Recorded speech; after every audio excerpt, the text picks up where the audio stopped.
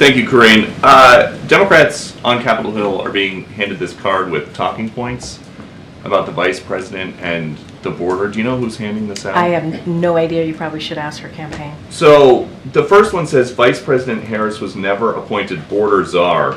There's never been such a position. It doesn't exist. Why are Democrats so sensitive about the vice president and the border? Why are Republicans so sensitive about actually not owning up to them getting in the way of a border deal? Why? Why won't they own up to that? Why won't they own up to the last president told them not to move forward? It was a bipartisan deal on just right there, available to them, and they voted twice against it. Twice against it. Why are they so sensitive to moving forward and actually dealing on an issue that majority of Americans care about, is dealing with what's going on at the border? Do you think that the border would be less of a talking point now if there was less migration to the border, say if somebody had addressed root causes of migration sooner? Wait, hold on a second. Did you not hear the beginning of I know there were a lot of toppers, but one of the toppers, I talked about what we're seeing at the border. It's down by 55%. Not because of Republicans in Congress and what they did. It's because what this president and this vice president did. He moved forward and took actions to deal with what's going on at the border. Republicans continue to block getting resources to the Border Patrol agents. They continue to block actually dealing with an immigration system. So yes, we are going to debunk the false characterization of the vice president. She was not a border czar, and it's not just us. Independent fact checkers have said the same thing, that did not exist, and that is not true. And a different topic, Russia and China are teaming up in the skies near Alaska for the first time ever. Are you getting a sense yet, based on everything that's been going on, that some of America's enemies might be looking at what's happening here and think there's nobody in charge? So let me just say this. There is very much someone in charge. The president is the president until the end of his term. So that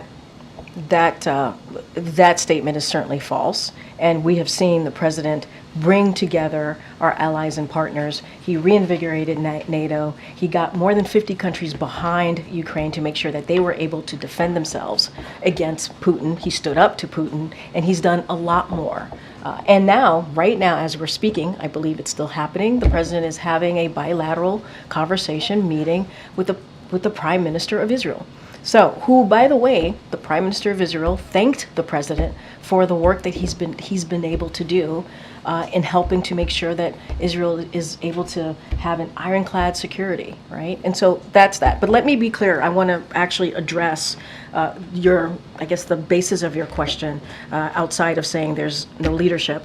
Our Department of Defense did not see this activity in Alaska Air Defense Identification Zone as a threat.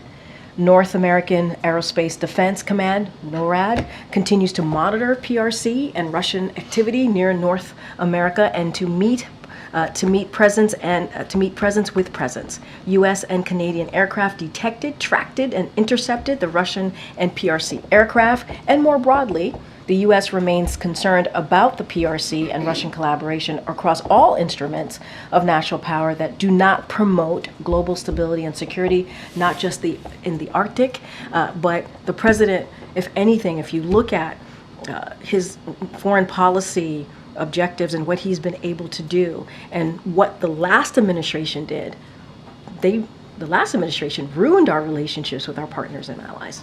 This president had to fix that and make sure that we actually mended our relationship with our partners and allies. And that's what we've been able to do. And a perfect example is what we're seeing with Ukraine being able to defend itself against Russia's aggression. Okay. So yesterday and again today, you insisted that the president didn't make this decision because of a medical condition.